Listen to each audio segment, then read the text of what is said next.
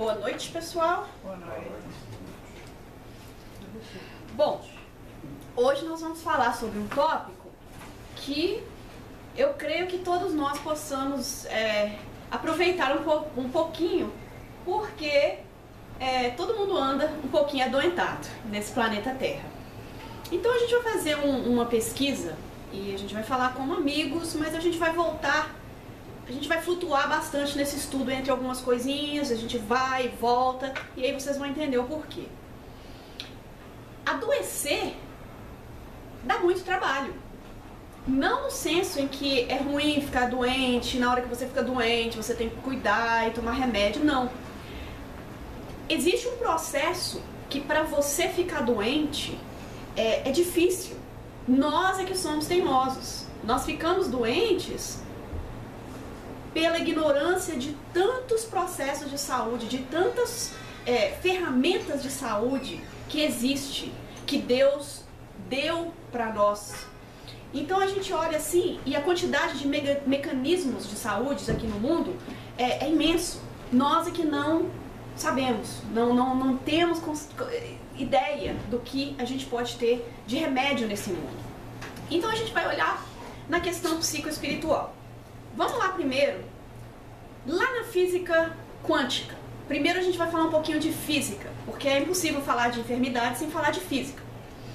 A física clássica, que é a de Isaac Newton, ele fala assim, olha, o universo ele é formado por várias peças, né?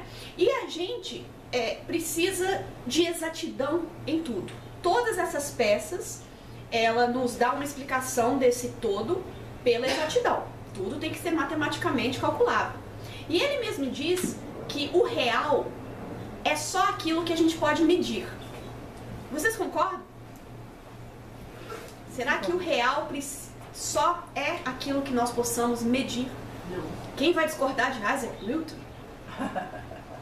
Vocês estão fiéis no negócio. Talvez no tempo onde precisava-se ainda muito do ver para crer, era uma exatidão, né? Mas mesmo assim a ciência e a espiritualidade sempre teve um clash, né? Quando chegava a questão da física. Lá na frente é descoberta a física quântica. Mas o que é isso, física quântica? Eles decidiram o quê? Bom, se o universo é feito de várias peças, vamos quebrando essas peças em pequenininhos, menores, até que nós chegamos no menor de todos os elementos, vamos colocar assim. Chegamos no átomo, correto?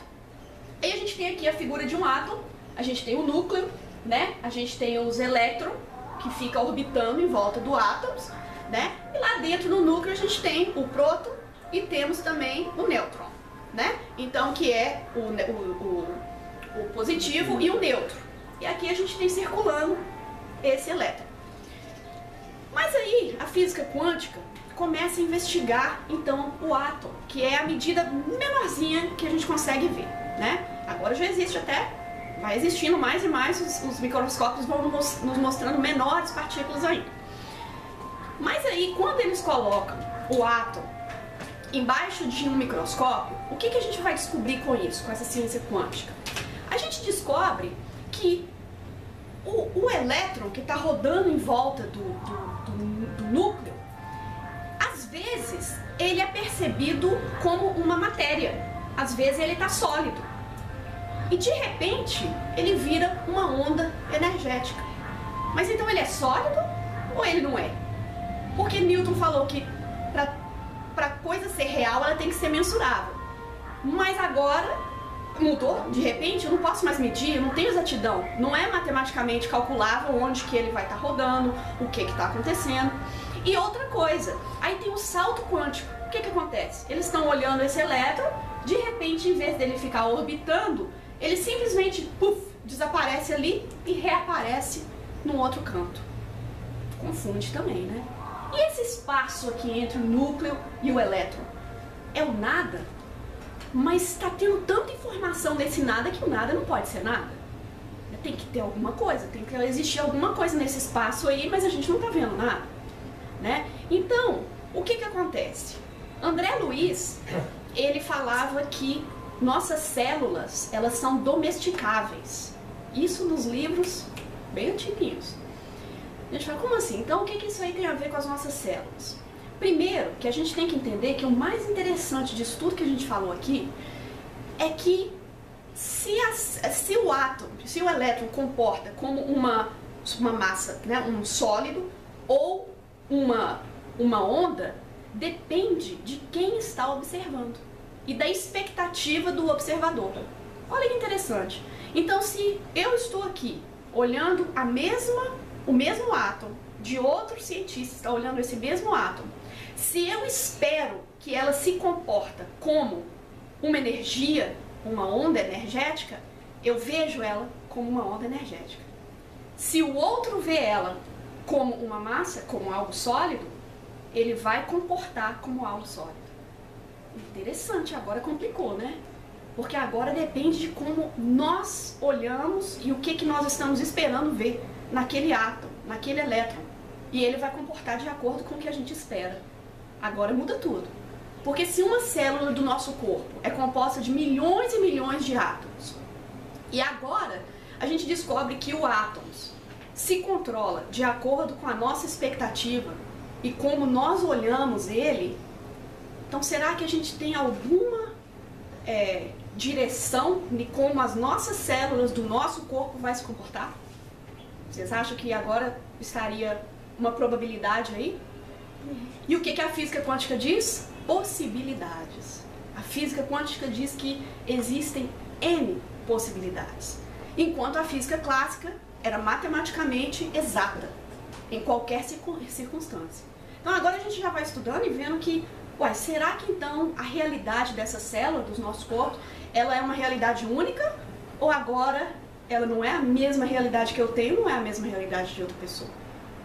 Então agora a gente vai começar a ver que isso tem tudo a ver. Se a gente quer progredir na espiritualidade ou na ciência, a gente vai ter que jogar o outro também junto. A gente não vai poder caminhar mais sozinho. Nesse mundo das doenças, das enfermidades, a gente vai ter que unir a espiritualidade e a ciência.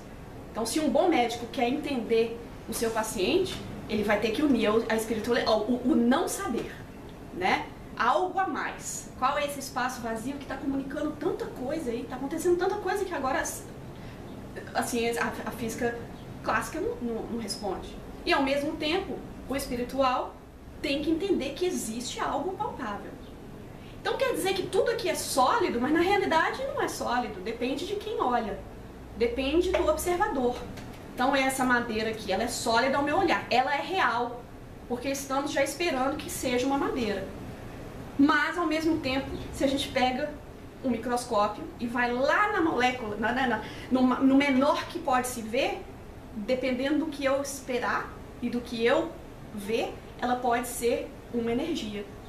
Então, olha que coisa doida, né? E a gente conhece que a gente sabe que a física quântica ela é uma ciência em andamento, ela ainda é bebezinha. Então, quanto que a gente não conhece? Mas nem por isso agora a gente pode descontar que isso é real, né? Então, vamos lá. Por que a gente está falando isso? Duas ondas de frequência diferente, elas se sobrepõem. Elas se sobrepõem. A frequência mais alta, ela autona a melodia. Se a gente tem uma melodia, a frequência maior, ela vai tomar conta daquelas menores, correto? Então, se você tem duas ondas, vamos colocar, se você tem duas ondas, uma de alta frequência e outra de uma frequência mais alta ainda, qual que vai sobrepor? A de frequência maior. Ela não vai caber junta. A de frequência maior vai tomar conta daquela de frequência menor. Aí eu pergunto a vocês, qual sentimento tem a frequência mais alta? Vocês acham que é o sentimento da raiva, o sentimento do medo, da impotência, do amor? Do amor. Do amor sincero, da gratidão. Esses, a gente vê ai meu Deus, esquece eu falar o nome dele. Ele é do Havaí. Ele fala algumas palavras, se nós fizermos essa meditação, até e exalar essa meditação de agradecer, de amar, de desculpar, a nossa frequência vibratória muda em matéria de minutos. Então a gente vai ver que o sentimento de amor, ele tem uma frequência tão alta que ele sobrepõe a qualquer outra frequência. Então a gente já começa a ver que a ciência tem algo aí falando com a gente. Então se eu tenho um sentimento de medo, de dúvida, mas o meu sentimento de amor próprio, de eu sou uma filha de Deus, eu sou merecedora de todo amor, aquela frequência vai colocar aquela do medo, eu não valho nada, não cabe os dois. Essa frequência não cabe nas minhas células, certo? Então, isso tudo é importante pra gente, né, entrar no assunto. Hoje a gente vai poder cobrir um pouquinho do material, mas isso seria um seminário, na verdade. Então, vamos lá. A gente sabe que nós somos compostos de quê? Né? Nós não somos compostos, na verdade nós somos o quê? Nós somos um espírito, né? Mas nós temos composição, e a gente vai simplificar aqui, então a gente vai falar que a gente tem um perispírito, que está encobrindo o nosso espírito, e nós temos então, quando encarnamos, a matéria, que é o nosso corpo, semelhante a um abacate. A gente está olhando aqui, né? Então a frutinha que mais deu certo aqui para definição. Por que então psicoespiritual, né? Porque psicologia, o que é psicologia? É o estudo de quê? Né? Da atividade mental, da mente. Aí você entra numa sala cheia de psicólogos e fala assim, o que é mente? E isso aí dá um trabalho, porque quem é muito científico não quer falar do lado espiritual, mas também não sabe definir do lado científico. Porque na verdade a mente, para um cientista definir, é bem difícil. Ele vai se entortar, vai falar, e na verdade o que é a mente? Né? É o comando espiritual, é o nosso espírito que está ali dando comando para o nosso corpo. Então, a alma, né, que está comandando o nosso corpo, o nosso espírito, né, está comandando todas as atividades ali da mente, vem para o cérebro, e o cérebro comanda o que vai ser seguido daquilo. Então, quando a gente está doente, será que, o que está doente então? Será que o que está doente é o nosso corpo? O espírito está doente. Então não tem como você adoecer de fora para dentro. A não ser em alguns casos que a gente vai falar sobre acidentes, sobre, né, algumas coisinhas. Mesmo assim, a gente vai ver que tudo vem do espírito. Tudo vem da mente, tudo vem de uma lei de atração, tudo vem de... Somos o quê? Se somos espíritos, então tudo tem que somatizar de acordo, a partir do espírito, no corpo. Então a gente vai tratar o corpo ou vai tratar a alma? A gente vai ver o porquê de cada um. Tudo começa com o espírito, né? Pelo sentimento, passa pelas nossas emoções e vai chegar no perispírito. O perispírito vai modelar o nosso corpo, correto? Então, sim.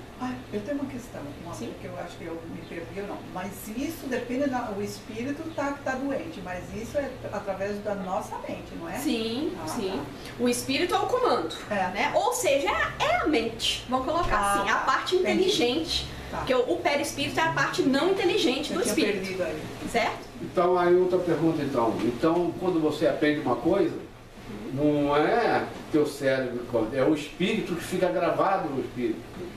Exatamente. O cérebro é simplesmente um aparelho físico que vai ser usado para que a mente transporte aquela informação. Certo? E pode falar. Receptor. Uma coisa interessante que não sei se você vai falar pra frente, que é comprovado na ciência, a ciência usa muito, que está bem ligado com o que você está falando aí, responde até a resposta dos dois, é a questão do placebo. Vamos falar. Pera que eu tenho uma história bem legal dele. Vou fechar então. E olha que interessante, o Cris falou um negócio do efeito placebo. Nós vamos falar sobre uma história, então, interessantíssima até do efeito placebo. Esse slide, como eu disse, é um seminário. É de 35 slides, nós fizemos 3. E já se passaram 20 minutos. Então, se você ver, a gente vê que é material, né, para muito tempo. Nós vamos chegar lá porque é importante isso aí que você falou. A gente é como... vamos pensar assim, eu gosto de ver uma maçã, né, uma cebola. Quando estraga geralmente de onde?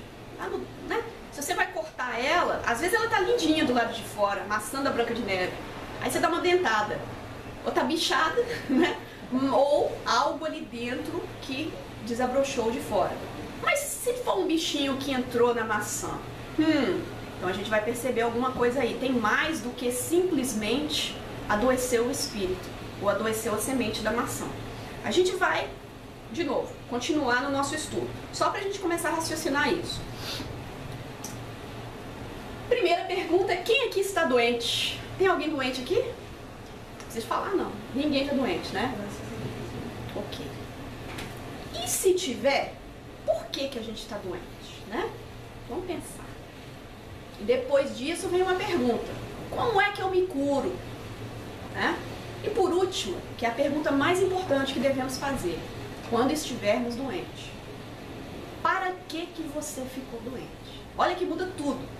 Quando você para de perguntar por que você está doente ou do para que você está doente, agora você exige uma ação. Que agora eu já não estou mais, por que eu estou doente? Eu estou me lamentando. Agora eu quero uma ação. Para quê? Isso então tem que ter uma mensagem. Essa doença tem que ter uma mensagem. Senão não seria uma... Para quê? Para que ficar doente então? Por quê? Ah, eu fui lá fora e fiquei resfriado. Mas para que você ficou resfriado? O que isso tem a te dizer? A cura vem quando você reflete nesse para quê. É uma das chaves que nós temos que parar e pensar. E não só medicar as consequências da doença. Que é isso que a gente faz. A gente trata a doença, a gente não trata a saúde. Se a gente começa a refletir nesse pra quê, a gente vai começar a tomar conta da nossa saúde. A gente vai tratar da saúde e não da doença. Certo? Então, a Organização Mundial de Saúde define doença como estado de completo bem-estar físico, mental e social. Aí eu pergunto vocês de novo: quem aqui está doente? Todo mundo aqui em estado completo de bem-estar físico. Não tem uma dorzinha, uma célulazinha meio... Hoje a Organização Mundial de Saúde já acrescenta mais uma. Já está acrescentando o espiritual. Já está acrescentando o espiritual, ótimo ponto. Então, todo mundo aqui está em bem-estar físico perfeito. Todo mundo atleta aqui. Mental. Não tem ninguém aqui com uma dosezinha de ansiedade, uma depressãozinha que de vez em quando bate na porta, umas paranoicazinhas que a gente, né? Internaliza. E também social, nós estamos perfeitamente socializados, vou colocar assim. Mais ou menos. Então, mais ou menos, então, já é uma resposta negativa. Porque se a gente tem que estar imperfeito, então a gente já está todo mundo doente. Né? Aí a gente para e fala assim: fui na palestra achando que eu estava ali bombando hoje, que eu descobri que eu estou doente. Então, isso aí é interessante a gente saber. Por quê? 2 fatores precisa para a gente ficar doente. A gente precisa de um fator predisponível. Eu sei inglês, mas no português às vezes eu me confundo. Né, você tem que ser predisposto a algo. E você também tem que ter um trigger, ou seja, um desencadeante. Você pode ter... Por que uma mãe que tem 7 filhos, entra um vírus na casa, um vírus bacteriano, uma bactéria, vamos colocar uma bactéria intestinal, certo? E ela é altamente contagiosa. Os filhos todos ficam doentes, o marido também. E marido, gente, homem, a gente sabe que quando tá com um pouquinho de fé, com gripe, ele começa a mancar, não é assim? tem um filósofo que fala assim: homem com gripe manca. Então vamos lá. Mas a gente fala assim: todo mundo da casa fica doente. E a mãe? Não pega a doença. Aí a gente fala assim: mas por quê? Ou ela não estava predisposta a essa bactéria, ou ela não teve a bactéria, mas ela tinha a bactéria estava na casa, mas ela não estava predisposta, certo?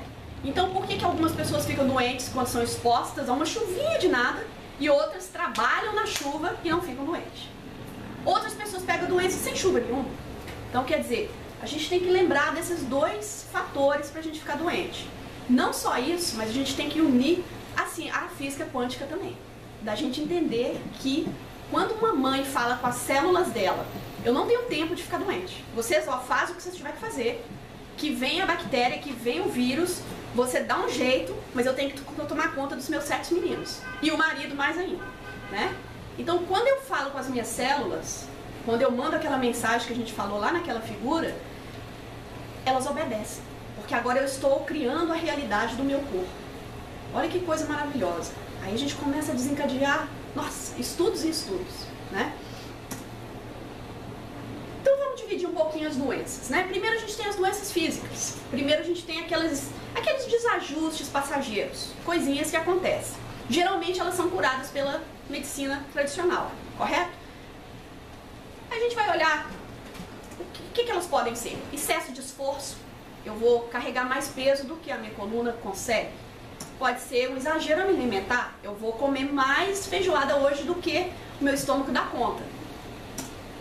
Às vezes um acidente. Por que os acidentes acontecem? Porque a minha cabeça está em outro lugar, certo? Mas isso tudo aqui são não necessariamente ligada a nossas vidas anteriores, ou nós estamos sendo expostos, né, a bactérias, a vírus, mas nós estamos sendo expostos a escolhas. A gente tem que lembrar sempre de escolhas e possibilidades. Contaminação, como a gente diz, bacteriana, virótica. A gente vai olhando todos esses desenhos aí, os acidentes da vida, a mãe que essa aqui, né, pegou nela, a gente vai ver. Aquela ali que... E eu tenho um amigo que faz isso, a mãe faz isso pro um amigo do meu filho, que a mãe põe cadeado na geladeira à noite, porque ela sabe que ele vai lá. E às vezes a gente reclama, minha coluna, mas ali a gente está vendo, né, do Charlie Brown, o porquê que está causando. Então muitas das nossas doenças, todas as doenças são psicossomáticas, a gente tem que lembrar disso, todas. Não existe doença que não é psicossomática.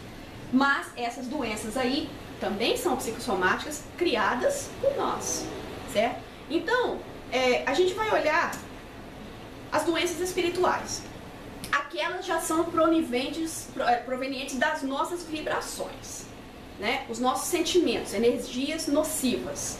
Isso aqui, ó, mostra até o perispírito, os centros de forças, os chakras também são chamados. Quando a gente olha ali o nosso corpo físico, né, os plexos nervosos, como se diz, eles ficam de uma cor até densa, escura, quando você atrai aquela energia, quando você se expõe pelos seus sentimentos e pensamentos. E cada reencarnação a gente pode trazer já com a gente coisas que já ficaram impregnadas no nosso perispírito. É o que acontece, obviamente, quando a gente já nasce com alguns problemas que a gente sabe, mas eu não adquiri, mas você já tinha de predisposição, você já nasceu com eles. Se agora você tiver aquele desencadeante, você pode pegar a doença, né? Então, a gente vai ver que essas são doenças kármicas, muitas delas a gente chama de doenças kármicas. Cada pensamento, emoção, sensação, o perispírito vai absorvendo até uma hora aquilo, a panelinha de pressão já não fica mais ali só parado. Ela vai ter que escapulir, vai ter que filtrar. Por isso que o nosso corpo é tão importante, que ele filtra o que está doentado no perispírito. Então a gente não deve reclamar quando a gente nasce com uma deformidade. Quando acontece algo que a gente fala, na metade da minha vida eu peguei uma doença e não foi nada que eu fiz. Não nessa vida, né? Provavelmente. E não é que todos os casos são iguais, a gente está falando em geral. Mas aquilo está sendo um filtro para aquela doença sair como se diz, da somatização ali no meu perispírito. Então é como uma peneira. A gente tem que agradecer, ao invés de ficar ali. Quem aqui interioriza emoções e um dia você surta? Acontece casos assim. A gente fala assim, nossa, fulano surtou, teve um problema, acabou no hospício. Era uma pessoa tão tranquila, tão isso, tão aquilo, não. Estava ali guardando tudo até o momento que não aguentou mais. A gente vai ver até o caso de Jerônimo Mendonça. Ele chama o gigante, né, deitado. Ele é um caso interessante, porque ele é uma pessoa que, aos 17 anos, se eu não me esqueço, ele ficou, vou resumir a história, ele ficou cego, ele ficou quadriplégico, então ele perdeu, né, tudo do pescoço, só movia os olhos. E ele era espírita, e ele não perdia uma palestra, orador espírita, eles construíram uma cama para adequar ele, para ele ir no centro espírita dar palestras, aprender, aconselhar pessoas, tudo isso. Então ele ficou assim por muito tempo, ele era chamado do gigante deitado. Certa vez, Jerônimo, ele descobriu que ele tinha uma úlcera, e essa úlcera estava prestes a desencarnar. Então ele, como se diz assim, bom, agora já, né, não vou ter muito tempo de vida, eu queria chegar até Chico, eu queria ir até Chico para despedir. Ele começou na Casa dos Espíritos e ele foi para Uberaba e foi ver Chico. Quando ele chega lá no Chico, Chico pede as pessoas para dar um beijinho nele, tudo isso com cuidado e tal. Depois que todo mundo se vai, ele chega para Jerônimo e Jerônimo fala assim, Chico, eu queria saber o lado espiritual, né, do que está acontecendo comigo e tudo. Aí Chico pega e fala assim, olha, Jerônimo, deixa eu te falar o que está acontecendo com você. E aqui as palavras de Chico. Você sabe por que é essa hemorragia que você está tendo? Ele fala assim, não, Chico. Então, Chico vai e explica. Foi porque você aceitou o coitadinho. Você desenvolveu a autopiedade. Começou a ter dó de você mesmo. Isso gerou um processo destrutivo. O seu pensamento negativo, fluidicamente, interferiu no seu corpo físico gerando a lesão.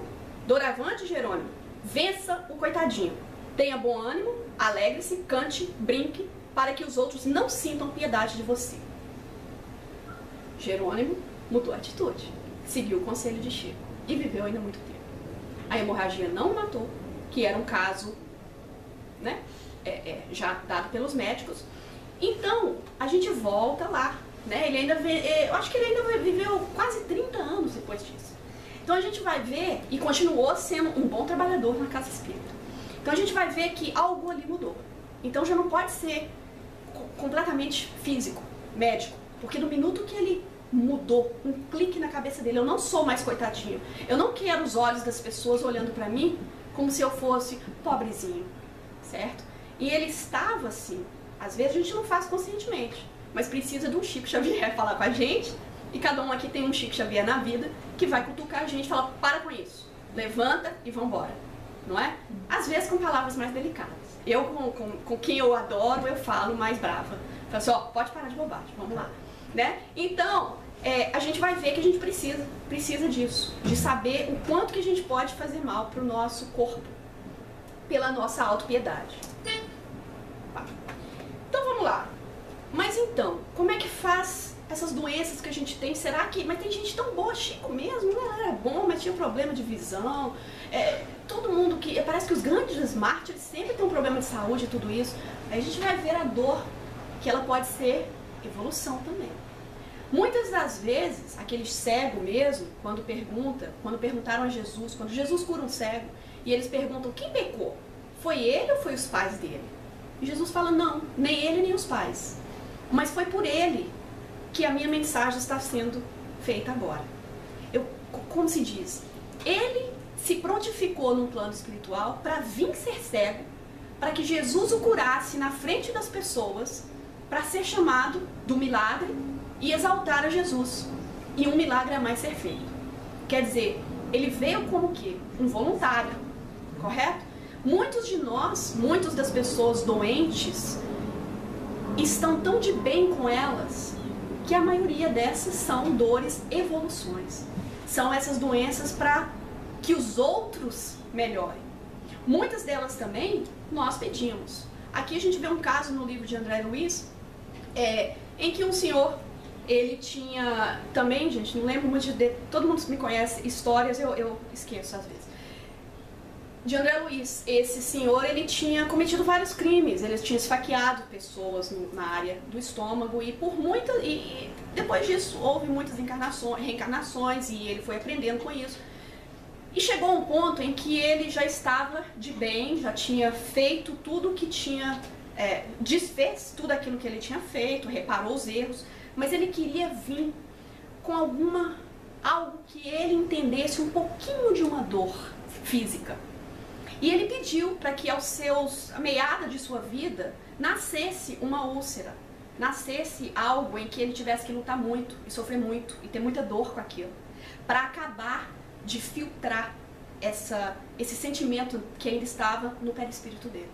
E ele veio, e aí é que a gente pergunta, o mal sofrer e o bem sofrer. Ele podia ter se revoltado quando talvez aos 40 anos tivesse de repente, né, uma úlcera dessa, mas ele não revoltou, ele simplesmente aceitou, ele sabia que tinha algo ali, certo? Então ele sofreu, mas ele sofreu o bem sofrer. Ele acabou essa etapa da vida dele. Todos esses crimes que tiveram feitos há não sei quantos anos atrás, já foi o ponto final. Então muitas vezes as nossas dores, as nossas doenças, elas são o remédio. Elas já são aquilo para que nós tirar, né, o que a gente já fez lá atrás.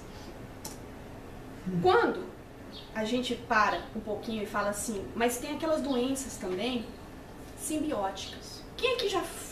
Bom, nem vou perguntar isso não, porque depois... Aí sai todo mundo depois, ó, precisa da sessão de desobsessão, né? Mas, uma criatura colérica, sempre vibrando maldades, pestilência, o que será que pode atrair se não as mesmas coisas? Tô falando que aqui ninguém é assim não, porque não é não. Isso é coisa de gente lá de fora, né? Mas, se a gente pensar bem, quantas vezes a gente vai no médico, às vezes, pelo mesmo problema, tira chapa, tira raio-x, tira... Nossa, faz tudo, não tem nada. Não tem nada. Ah, mas eu tenho essa dor no meu pescoço que não para, esse torcicolo, e nada, não tem nada. Muitas das vezes são doenças simbióticas. Ah, mas o que é isso então? Muitas vezes nós temos amigos espirituais que estão tão próximos de nós, estão numa verdadeira simbiose com o nosso corpo, em que nós estamos sentindo as dores deles. Médiuns sensitivos, né, tem esse probleminha, vamos colocar assim. Uma pessoa que entra numa sala, a perna começa a doer imediatamente. Ela está sentindo a dor de alguém que está ali. O problema vem quando se torna realmente uma simbiose. Quando se mistura com você tanto as dores que você toma aquela como se fosse sua. E não é. Então isso aí como se resolve? Ah, lá no fim da palestra a gente vai dar os remédios. Mas... com certeza é uma dessas doenças que a gente tem que também levar em consideração. A gente vai ver que algumas das influências espirituais, a gente vê uma pessoa aqui, esses são de André Luiz, outro aqui, esse aqui eu acho que é Sexo e Destino e esse é... esqueci qual o livro dele. Mas a gente vê algumas pessoas com espíritos... praticamente abraçando elas, né? A gente vai ver e fala assim, existem as doenças que a gente fala simbioses, são obsessões, são espíritos que estão ali coladinhos em nós, né? O que a gente acabou de falar. Mas nós também atraímos, a gente tem que ter um plug, não adianta quem tem aquele plugzinho de 3, para tomada de 3, tentar encaixar. Se bem que eu faço porque eu quebro aquele outro, né? Mas a gente, o que não é bom. Mas não tem como encaixar. Você tem que ter uma abertura, você tem que ter uma predisposição e um desencadeante. Então você tem que estar oferecendo algo. E às vezes as pessoas falam assim, né? Kardec faz uma observação, ele fala assim, como é que tira, né, o obsessor, como é que faz isso tudo? Não adianta a gente limpar, se a gente tem mosquito, né, mosca, né, que eu acho que paulista fala mosca, mineira é mosquito. E se tá cheio desses bichinhos na sua casa, e bichinho, aqueles verdinhos horríveis, eles vêm e ficam ali na sua casa. Adianta você matar eles o dia inteiro e deixar aquela sujeira toda lá? O que vai acontecer, gente? Vem outros, vem outros. Não é mais fácil limpar para eles não virem mais? Então a gente pensa nisso com o nosso corpo. Não adianta eu querer a cura se eu tô sempre com raiva. Não adianta. Você pode às vezes ter a cura de um, mas se a minha vibração é raivosa, eu vou atrair a mesma coisa, não adianta. Nós vamos agora pensar assim, estação de rádio. Se eu colocar uma estação de rádio aqui, no canal Spam, será que eu vou escutar música clássica? Vou escutar... tá. Vou escutar boleros, hispanos, sim. Vou escutar sertanejo. Como é que é? Luiz e Armandinho, não sei. As duplas hoje em dia eu tô fora. Acho que não existe, né? Luiz e Armandinho, então vamos fazer de conta. Eles vão tocar lá? Não vão. Mas isso quer dizer que o bolero não está aqui, que a estação country não está aqui, que o sertanejo, que a clássica não está no ar? Ou estão todas no ar, mas... Estão todas no ar, correto? Estão todas ali em volta. Então todas as músicas, as estações estão presentes. Mas a que eu me conectei foi a que eu escolhi. Olha a responsabilidade nossa. Eu sintonizei no canal, na estação espanhol. Então eu vou escutar música em espanhol. Não que isso não tenha a música clássica, sertaneja. Então a gente vai olhar que isso é muito interessante. Existem estudos que até obturação, existiam obturações que se você batesse o dente na obturação, você começava a pegar canal, canal mesmo, ondas de rádio. Você não escutava o, né, falando nitidamente, mas dava uns bolerozinhos, vamos colocar aí. Então a gente vai ver que a onda consegue, sem um aparelho físico, né? Vamos colocar um aparelho no dente, vamos colocar assim. Conseguiu pegar uma sintonia assim, e aquilo que a gente não está vendo? Será que a gente está absorvendo essa sintonia toda com esse rádio nosso, nesse nosso rádiozinho interno? Claro que sim, né? A gente vai entender que sim. Na pergunta... não quer mostrar a pergunta hoje, não. Não, quer... ok. Na influência dos espíritos, a pergunta 459, Kardec pergunta assim, os espíritos influenciam os nossos pensamentos? Eles influenciam pelos pensamentos dos nossos atos? E a resposta é muito mais do que você imaginar. Influem a tal modo que de ordinário são eles que vos dirigem. Aí a gente quer transferir a responsabilidade. Então não sou eu não, é meu obsessor. Não é assim que a gente fala? Olha, Débora, eu não fui no centro hoje, mas é porque meu obsessor não queria que eu fosse no centro. Aí a gente fala assim, uai, nossa, ele tá poderoso mesmo, porque a continuação dessa pergunta, dessa resposta, vai falar que depende daquilo que você deixa entrar. Então, se eu deixo os bons espíritos me influenciar, eles vão quase me dirigir, porque eles vão estar ali vibrando por mim tanto. Então, olha que maravilha. Mas ninguém entra na sua casa sem você convidar. Então, é muito interessante a gente saber disso e olhar nas doenças. Então, aí a gente fala, mas eu tô doente porque eu quis. Vamos prestar atenção em tudo que foi falado e tudo ainda que vai ser falado. E a gente já, daqui uns 15 minutinhos só que a gente tem. Então, vamos lá. O pensamento nasce na mente, percorre todo o organismo, cada célula, antes de se irradiar. Não há um segundo de nosso pensamento que não fique gravado no nosso perispírito. Isso é por André Luiz, nos Domínios da Mediunidade. Nós fizemos esse livro aqui, estudamos ele todo. Então não tem um segundo, gente, de um pensamento seu que não fique gravado ali no perispírito. É como o Jorge falou da mente, né? Não foi da mente, do cérebro. Ele não está sendo gravado no cérebro, a pergunta. Está gravado no perispírito, na mente, vamos colocar assim, certo? Então, se tudo está sendo gravado ali, o que você está gravando ali? Como se diz, o que você está querendo gravar? E aí a gente percebe e fala assim, não, mas será que realmente todo estímulo que eu recebo, e se for um estímulo ruim, não tem como eu desfazer daquele estímulo ruim? Então vamos pensar assim, se a sua realidade pode não ser a minha realidade, quem aqui gosta de jiló? Quem não gosta de jiló? Eu não sei. Tem alguns que gostam, tem alguns que não gostam.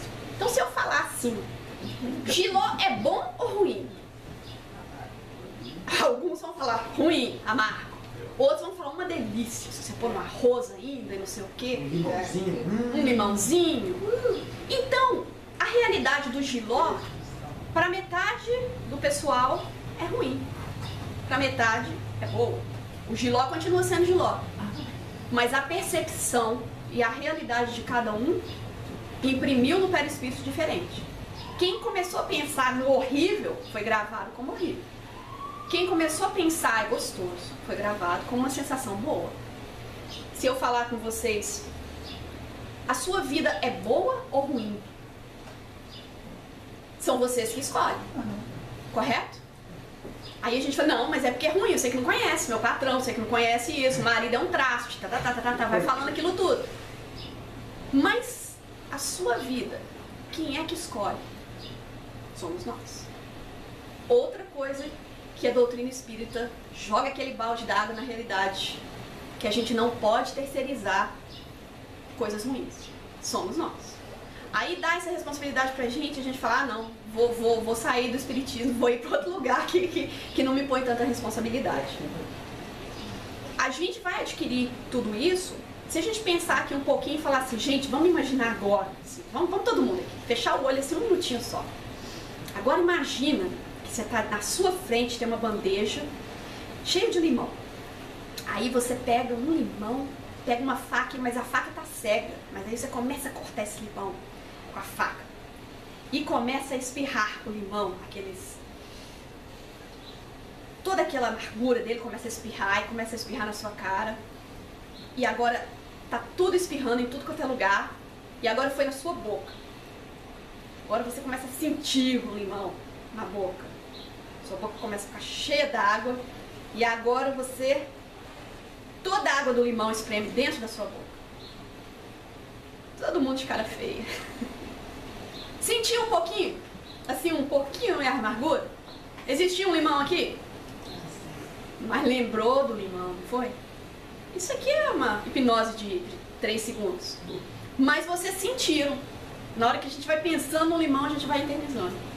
Então, isso pode acontecer de você sentir tanto limão que você pode ter uma consequência física. Quem que já recebeu uma notícia ruim e deu vontade de vomitar? Certo? Quem aqui ficou com tanto medo que começou a suar? Medo de ser pego por alguma coisa? E no banheiro. Quem aqui teve diarreia porque foi colocado na parede, tinha que responder alguma coisa, você tem que ir no banheiro? Certo? Então, isso veio da reação do corpo ou da mente? Você reagiu pelo seu pensamento. Você adoeceu pelo seu pensamento. Bem interessante a gente parar e ver. A gente soa, né? Quando tem um pensamento de, meu Deus, a polícia tá aqui atrás. Na imigração. Então a gente começa a suar. Né? Mas pelo pensamento. Agora, se tá tudo bem, aí a gente fala assim, não, tá tudo organizado, os papéis. Então a gente pode também curar pelo pensamento. Então, se a gente adoece pelo pensamento, perfeita colocação. A gente também pode curar pelo pensamento? Sim? Todo mundo de acordo, né? Porque seria justo a gente ter todos aqueles mecanismos que eu falei lá no comecinho da palestra. Porque, na verdade, gente, é difícil adoecer. A gente adoece de teimosia. Porque o mais fácil é ficar sadio. A gente tem muito mais técnicas e coisas expostas a nós para a gente ter saúde do que a gente ter doença. Voltamos lá nas células, né? Então a gente vai ver que não existe matéria, mas existe tecidos de energia. Então, quer dizer, o espírito inteligente dá essa forma, né? Então a gente vai ver que tudo ali que a gente adquire, a gente está, como se diz, criando uma realidade, certo? Então a minha realidade é diferente da sua realidade. Mas como que isso fica lá, então, nas minhas reencarnações? Continua sendo a sua realidade. Você pode ter uma história feliz daqui pra frente, saudável, ou será que é fatalidade você estar doente pro resto da vida? Então, se existe escolha, existe possibilidades. As possibilidades vão ser de acordo com as escolhas minhas. Certo? É impossível eu escolher o bem e ter o mal. Então vamos pensar, é impossível eu escolher o caminho das leis divinas e me adoecer. A gente adoece porque a gente desvia das leis de Deus. Cada vez que a gente desvia das leis naturais, a gente adoece para ser lembrado, para voltar para aquelas leis. E às vezes demoram reencarnações após reencarnações. Quem aqui já viu... Quem aqui já a mãe, né, ou alguém falou assim, olha, se apontar para a estrela, nasce verruga no dedo. Se quebrar espelho, é 7 anos, né, de azar. Não toma manga com leite. Nossa, morreu. Outro dia eu mandei uma foto, eu ia fazer uma batida de manga com leite, aí mandei para uma amiga minha e falei assim, olha, se você não vir aqui, eu faço uma loucura. Mandei eu segurando o leite e a mãe. Por que algumas pessoas ficavam doentes? Algumas realmente ficavam azarentas. Outras criavam-se verrugas nos dedos. Porque elas acreditavam. Então a gente vai olhar e fala assim, você acreditar ou não faz toda a diferença na ação sobre as suas células. Sobre aqueles milhões de átomos que estão agindo nas suas células. Aí a gente vai entrar num ponto. Então, a minha realidade depende do que eu penso ser a minha realidade. A minha doença depende do que eu penso da doença. Então, se eu penso que eu vou adoecer com manga com leite, provavelmente eu vou ter alguma reação, certo? Se eu acredito, e a gente vai ver que cada isso teve uma lenda, um motivo dessas coisas serem feitas. Mas tudo tem a ver com a minha crença. Quero que vocês olhem para essa figura aqui. Todo mundo olhando para a figura. Aqueles dois falantes também. Fica aí olhando a figura e me fala se alguma coisa muda. Que direção que ela está rodando? Pensa na sua cabeça agora. Qual a direção? Fala comigo. Direita. Tá rodando pra direita? Ah, mudou? Todo mundo viu ela mudar? Mudou. Agora mudou. Agora mudou? Mas ela falou que mudou faz 5 segundos Agora atrás. tá pra esquerda. Não, mas Não, eu só vi pra direita. Uai, mas... Pra mim não mudou. Pra mim Ela não começou mudou. do Continua nada, mudando, não pode tirar o olho não. Pra É? esquerda. É. Não, pra mim é a mesma Agora coisa. mudou de novo. Ah, mudou de novo. Agora já tá pra direita. Agora Não, mudou de novo. Agora mudou de novo. Agora, Nossa. Foi, voltou. Ué, mas será que só tem mentiroso aqui? Ou como é que faz isso? Mudou outra vez. Não mudou. Ué, mas a realidade dele, ele viu ela mudando. Você viu ela mudando 10 segundos depois. Você não viu ela mudando? Eu não vi. Ah, Mudou. Mudou para 2 pessoas, mas tem umas outras ali que não mudou. Então me fala então, né? Essa realidade, ela existe? Mudou de novo. Mudou de novo. Vai e volta. Não mudou nada. Então será que existe essa realidade, pessoal? Ou é a nossa percepção? A nossa percepção. Interessante. Porque cada um viu ela diferente. Diferente, exato. Em momentos diferentes. Uai, mas então cada cérebro aqui é muito diferente do que o outro? Ou será que a minha percepção... A realidade é que ela fez tudo igualzinho, né? Só que cada um viu de uma maneira. Então a realidade é bem subjetiva, certo? A minha realidade do que eu vejo é diferente do jeito que você vê. Mas aí a gente pode fazer uma palestra inteira sobre isso. Aí ela mudou ou não mudou? Sim. Bom, não sei. Não Pra sei, mim ela é. mudou. Pra você talvez não. Então, Depende da tem pessoas aqui que falou que não mudou em momento nenhum. Quem é que tá certo agora? A minha realidade é diferente da realidade de cada um de vocês. A minha percepção foi diferente. Tem gente na audiência que falou que não mudou em nenhum momento. Outro mudou 3, 4 vezes. Outro, enquanto estava para a esquerda, estava para a direita. Mas eu só mudei, eu mostrei uma, né? Então a gente vai ver aqui, eu adoro o William James, que é o pai da psicologia, né? Ele fala assim, os pensamentos tornam-se percepção. E ela torna-se realidade. Alterar seus pensamentos é alterar a sua realidade. Muito interessante a gente parar e pensar por aí, pessoal. Sua mente está em cada célula do seu corpo. Seu corpo sabe o que fazer. A sabedoria do corpo. Se você pensa saúde, vai ter um efeito no seu corpo. É óbvio que a gente vai olhar as 3 maneiras porque adoecemos. A gente já estudou isso. As físicas, né, as kármicas e as simbióticas. Então tudo vai ter uma influência naquilo. Ah, mas então o efeito placebo. Então eu acho que tem tudo a ver. Porque se a minha realidade é aquilo que eu acredito, o efeito placebo vai ter tudo a ver. E o que é esse efeito placebo? Qual que é o maior lição dele? Ele diz o quê?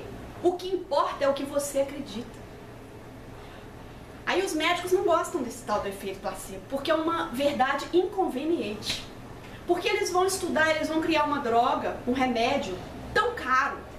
E aí eles fazem um estudo com tantas pessoas e alguns vão receber o remédio, outros vão receber uma pílula de farinha, que não tem efeito nenhum, mas alguns que receberam a farinha e acreditam estar recebendo um remédio melhoram. Aí dá problema pro médico, que agora ele investiu toda aquela, né, aquele dinheiro de fazer o remédio, mas tem gente que recebendo o remédio e não cura. E outros que estão recebendo a pílula de farinha estão curando. Então tem mais do que isso. A gente vai ver que teve um caso de 1957, se eu me lembro, Mr. Wilkes, não lembro. Mas esse senhor, ele certa vez ele tinha um câncer enfaloma, meu Deus, era um câncer não, o que manda do sistema endócrino. Não. Quem tá com essa doença aí é aquele ator agora. Tem um ator agora com ela. Bom, vamos fazer. É um câncer, ele estava no fase terminal. E ele estava com tamanho de laranja, de tumores debaixo das axilas, na garganta, no estômago. O pulmão dele estava enchendo com 2 litros de líquidos que tinha que ser drenados diariamente. Então ele estava numa posição bem difícil, bem difícil. Aí acontece que eles descobrem uma droga e diz que essa droga consegue curar essa doença. Isso é numa sexta-feira. Bom, vamos colocar um pouquinho antes. Então ele vai pro médico dele e fala, olha, eu quero tomar esse remédio, eu quero saiu agora, tá maior. O médico fala, olha, mas ainda tá na fase experimental. Então ele não tá aberto a todas as pessoas, porque ainda tá sendo testado. Mas realmente ele tá com uma ótima perceptiva, mas eu preciso te dar 3 meses de vida para você testar esse remédio. E na verdade você só tem 3 dias. E ele sabia que ele tinha só 3 dias. E ele falou assim, eu não posso te colocar nesse estudo. Pessoal, a gente tem 3 minutos. Eu posso passar hoje uns 7 minutos? Pode? Então tá, só permissão de todo mundo. Senão eu posso acabar depois disso ou passar um pouquinho. Então passa um pouquinho. Então, o que acontece? Ele pede, pelo amor de Deus, eu sei que esse remédio vai me curar. Se você me der esse remédio, eu sei que eu não tenho, né? Não tenho 3 meses, mas eu sei que eu vou curar com esse remédio. Esqueci o nome do remédio também, Zitrocolan, não sei. Aí, o médico, meu Deus, tá bom, eu vou. Então ele vai e escreve para a indústria farmacêutica e fala assim, olha, eu tenho um cliente aqui, tem 3 meses de vida, pode mandar o remédio, tá. Sexta-feira, não, 3 meses, porque ele precisava de 3 meses para receber o remédio. Aí, mas ele não tinha. Então, sexta-feira o médico vai lá, dá a injeção nele com o remédio, e o médico fala, né, vai embora, faz o seu, né, cheque seus pacientes e vai embora. Segunda-feira o médico vem pro hospital, chega no hospital esperando já a notícia que, né, fulano desencarnou, porque só tinha realmente 3, não tinha condição mais o corpo. Encontrei ele andando no corredor do hospital, dando bom dia para todo mundo, que maravilha, os tumores todos já estavam a metade do tamanho. O médico fica, 2 meses se passam, ele não tem nada mais. O paciente está perfeito. Não tem tumor, não tem câncer, está perfeito. Não, 10 dias se passam. Olha a diferença. 10 dias, ele não tem mais câncer. Aí aparece uma notícia que esse remédio pode não estar sendo tão eficaz como eles esperavam. O paciente, depois de 10 dias de não ter mais câncer, descobre essa notícia e começa a duvidar. Pergunta o médico, ele fala, olha, os estudos realmente estão falando que está tendo alguma dúvida sobre a eficácia do remédio.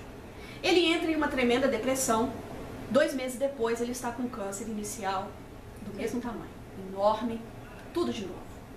O médico vê que isso acontece, decide dar uma injeção nele e falar uma mentirinha e dizer assim, olha, na verdade, eu tenho uma outra maneira de fazer esse remédio ser tão eficaz que ele vai ser dobrado em eficácia. Ele vai ser maravilhoso. Ninguém vai saber de nada, mas se eu te der essa injeção com esse remédio e eu vou manipular ele um pouquinho, aquilo que aconteceu lá, você vai ver que maravilha. Injeta ele com água com sal. Placebo. E o paciente normalmente volta à perfeita saúde em poucos dias. Passa-se 2 meses, o paciente está perfeito, pronto para fazer o check-out do hospital, porque, né, ficou em observação. Em 2 meses, chega a notícia na televisão que esse remédio realmente está fora do mercado, não tem nenhuma eficácia, não presta. Faliu. O paciente morre em 3 dias. Esse é um exemplo do efeito placebo, certo? Então, em 3 dias que ele estava curado, ele voltou completamente com câncer e morreu por desesperança. Então a gente vai ver, gente, influencia ou não o pensamento nas nossas doenças? Aí a gente vai ter essa responsabilidade de entender um pouquinho sobre isso. Quando Jesus perdoa aquela mulher promíscua e ele diz assim, vai e não peques mais, a gente lembra dessa frase, vai e não peques mais. Pecar, na verdade, significa o quê? Errar o alvo, tá? Então, pecar é quando a gente erra no alvo. O alvo é o quê? A saúde, Deus, a perfeição. Quando a gente erra, a gente está pecando. Então, nós não estamos falando de coisa religiosa. Mas Jesus continua essa frase dizendo assim, para que algo pior não te aconteça. E isso a gente esquece. Então, quando ele diz para você, vai, não peca mais, quando você se cura de algo, agora você tem a consciência do erro. É aí que está toda a diferença. Por que às vezes vem uma doença na gente, pra gente perder peso, ou seja lá o que for? Aí a gente faz tudo direitinho, porque agora, opa, agora o negócio pegou mesmo. Agora não precisou, né? Às vezes vem uma diabetes, você já está caminhando, está no estado pré-diabético. Aí você já vai fazer tudo certinho para não ter diabetes tipo 2, vou colocar assim. Mas aí você vai checar de novo no médico e ele fala assim, olha, você agora está abaixo do nível pré-diabético, você agora está atleta. Aí o que acontece com a gente? Come de novo. Volta tudo de novo. Mas aí não vem só a diabetes 2. Vem pressão alta, diabetes 2, depressão, você se acha feio, tudo. Por quê? Você agora tinha consciência do seu erro. E agora, com a consciência, vem mais responsabilidade. Então, a gente tem que entender as lições de Jesus um pouquinho mais profundo do que parábolazinhas num livro. Tem um estudo muito mais profundo sobre isso. Então, quando a gente olha, né, a auto-hipnose, às vezes é bom a gente olhar e parar assim e falar assim, nossa, se todo o meu pensamento pode agir sobre todo o meu corpo e com a consciência que eu posso tanto piorar como, né, não peques mais, mas também para melhorar. Quando eu tenho ciência disso, eu posso pôr a auto-hipnose, ela é maravilhosa. As pessoas que têm muito estresse, às vezes as pessoas tanto, volta lá em mente, no seu eu, lá de trás, olha pra você lá e dá carinho pra você, mentalmente. No período que você talvez estava sendo bully, insultada, volta lá e fala, olha, você é uma pessoa muito porreta, você é ótimo, olha, você não liga pro que eles estão falando não. E você imediatamente vai começar a se sentir melhor. E quando você está muito estressado na vida hoje, vai no seu eu lá no futuro, dizendo para você no hoje. É um processo terapêutico maravilhoso. Você acaba a ansiedade na hora, porque o seu eu do futuro, você vai imaginar você vai se projetar na saúde. Se você está doente, você se projeta no futuro saudável. Lembra que as células é a expectativa que via o seu átomo como onda ou como fato. Quer dizer, a matéria é vista como fato, como sólido, predestinado, fatalidade. Mas as ondas energéticas, quando você olha o seu átomo, as suas células, e você olha elas esperando que seja energia, elas vão comportar como energia. E aí são possibilidades. Você pode se curar. Então, depende de quem? Nós. Porque as nossas células são domesticáveis. Nós podemos dizer para elas o que elas têm que fazer. E elas obedecem. Olha que maravilha. Palavras de André Luiz, palavras de cientistas. Então, vai lá no Google, pesquisa e depois me fala. Se eu estiver errado, eu corrijo. Mas é isso mesmo. Então, nós vamos acabando, a gente tem 3 slides só. Por isso que a gente fala, né? Jesus fala assim, porque o meu jugo é suave e o meu fardo é leve. Será, gente, que então com Jesus nós ficamos mais saudáveis? Será que com o Evangelho, com as explicações que essa doutrina maravilhosa nos traz, nós podemos mudar as nossas doenças para que sejam saúde? Porque o jugo, né? O jugo é esse aparelho aqui que nos coloca no caminho, né? Você não vê mais nada. O jugo de Jesus, ele é suave, ele não pesa nos seus ombros, ele te leva num caminho reto. E o fardo, o peso da cruz, é muito mais leve. E a ciência já vem comprovar como que a oração nos alivia, a oração nos cura. Então, a ciência já explica que o jugo de Jesus é suave e o fardo dele é mais leve. As pessoas que são religiosas vivem, em média, 14 anos a mais do que aquelas que não têm nenhum envolvimento espiritual. As pessoas felizes vivem, no mínimo, 7 anos a mais do que as que não são felizes. Então, isso é ciência. Isso tudo aqui, quando a gente fala, é só querer que eu vou ficar bem, cientificamente é por aí. Mas, como que a gente vai conseguir isso? Estudando, praticando, levando esse evangelho nessa fé, como se diz, absoluta. A fé absoluta ultrapassa qualquer esperança. Já não é mais esperança. Quem tem fé não tem esperança. Já pensaram nisso? Porque às vezes a gente fala assim, nossa, eu tenho tanta fé e esperança incompatíveis. Porque fé é entrega absoluta. Não precisa de esperança. Se você tem esperança, você ainda está cambaleando na fé. Porque a fé absoluta é acima da esperança, eu tenho certeza. Eu não espero, eu tenho certeza. Então, quando a gente já agradece antecipadamente, a gente já está tendo fé absoluta que a gente vai curar. Quando a gente já fala, eu estou curada, eu já agradeço a minha cura, porque eu tenho tanta certeza, não esperança, eu me curo. Porque a minha mensagem para as minhas células é tão rígida, tão séria, que não há como elas desobedecerem. E quando é um processo kármico, a gente vai lembrar que eu não preciso pedir. Eu sei que eu estou aqui por um motivo maior. Eu sei que elas estão obedecendo ao que eu pedi no plano espiritual. Então nós também temos que ter aquela renúncia, né? De falar assim, algumas coisas eu já pedi. Não é agora que vai com esse pedido desfazer o pedido do outro. Mas com o amor também se desfaz uma multitude de pecados. Com o pedido do agora eu posso desfazer vários erros que eu já fiz antes. Lembra da frequência do amor? Que não cabe junto de uma outra frequência, porque ela é a maior frequência. Então, eu agradeço a todos. Desculpa eu passar um pouquinho, alguns minutinhos, tem algumas coisas que não foram ditas, mas para uma próxima palestra. Obrigada. Bravo, bravo.